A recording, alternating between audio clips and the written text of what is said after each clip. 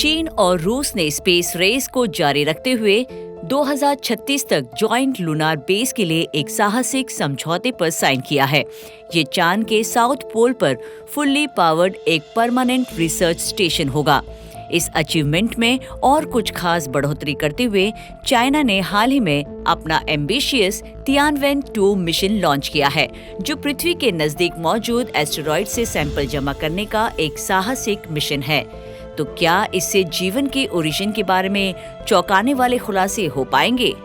इस मिशन से खास तौर पर अमेरिका को क्यों घबराने की जरूरत है? इन सारे सवालों का जवाब मिलेगा हमारे आज की वीडियो में। स्वागत है आपका विज्ञान 360 में।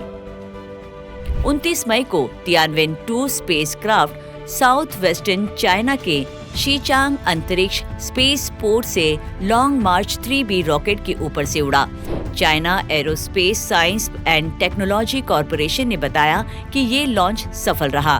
तियानवेन-2 चीन का लेटेस्ट डीप स्पेस प्रोब है, जिसे पृथ्वी के नजदीक मौजूद एस्टेरॉयड 2016 HO3 से सैंपल जमा करने, उसकी खोजबीन करने और रिट्राइव यानी उसे फिर से हासिल करने के लिए डिजाइन किया गया है। मिशन का मकसद है एस्टेरॉयड पर उतरना, सरफेस से मटेरियल कलेक्ट करना और डिटेल एनालाइज के लिए इसे पृथ्वी पर वापस लाना। इसका मकसद 2027 में पृथ्वी पर ऑब्जेक्ट के सैंपल को पहुंचाना है। एस्टेरॉयड शुरुआती सोलर सिस्टम के टाइम कैप्सूल्स की तरह है। उनमें ग्रहों के बिल्डिंग ब्लॉक्स और यहाँ तक कि पृथ्वी पर जीवन के बनाने के बारे में सुराग होते हैं। वैज्ञानिकों को उम्मीद है कि एस्टेरॉयड के सैंपल्स की स्टडी करके वे अरबों सालों में हमारे सोलर सिस्टम के बनने और उसके विकास के राजों को उजागर कर सकेंगे। और अब China asteroid sample return mission से निपटने वाली अंतरिक्ष एजेंसियों के खास ग्रुप में शामिल हो रहा है।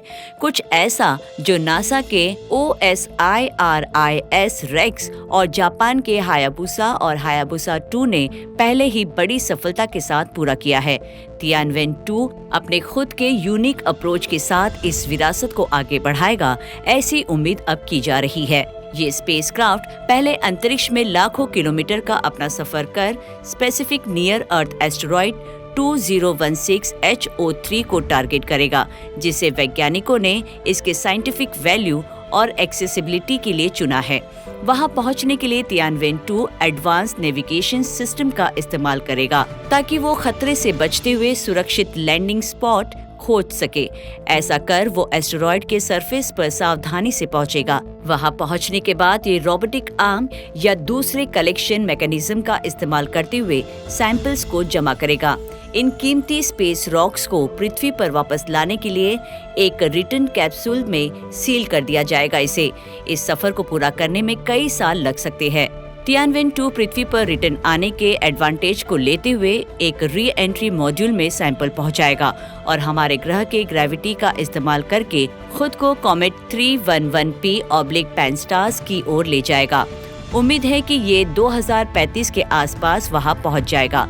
एस्टेरॉयड के सैंपल्स को वापस धरती पर लाना कोई मामूली अचीवमेंट नहीं है। कैप्सूल बिना किसी नुकसान के पृथ्वी के एटमॉस्फेयर में बिना री एंट्री करे, ये सुनिश्चित करने के लिए सटीक इंजीनियरिंग की जरूरत होती है। एक बार जब सैंपल सुरक्षित रूप से उतर जाते हैं, तो वैज्ञानिक अत्याधुनिक तकनीक के साथ उनकी कंपोजिशन स्ट्रक्चर को एनालाइज करेंगे। इसी के साथ वे ऑर्गेनिक कंपाउंड्स की भी खोज करेंगे। ये स्टडीज शुरुआती सौर मंडल को बनाने वाले मटेरियल से जुड़े सवालों का जवाब देने में मदद कर सकते हैं। साथ ही ये तय करने में भी मदद करेंगे कि क्या एस्टेरॉयड ने अपने पिछले इम्पैक्ट्स के बाद पृथ्वी पर पानी या ऑर्गेनिक मॉलिक्यूल्स पहुंचाए थे।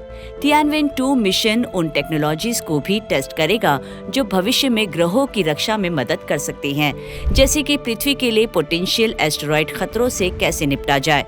तियानवेन-2 ग्रहों की खोज के लिए चाइना का दूसरा मिशन है, जो 2020 में लॉन्च किए गए तियानवेन-1 मार्स ऑर्बिटर और रोवर पर बेस है। तियानवेन-3 जिसे 2028 के आखिर में प्लान किया गया है, जो मंगल ग्रह से नमूने वापस लाने पर फोकस रहेगा, और तियानवेन-4 का लक्ष्य जुपिटर सिस्टम और यूरेनस का पता लगाना है।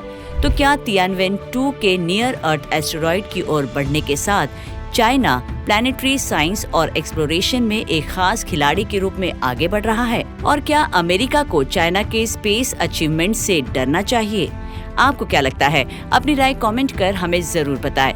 विज्ञान से जुड़ी ऐसी ही इंटरेस्टिंग खबरों को जानने के लिए हमारे चैनल विज्ञान 360 को सब्सक्राइब करें और बेल आइकन को प्रेस करना ना भूलें।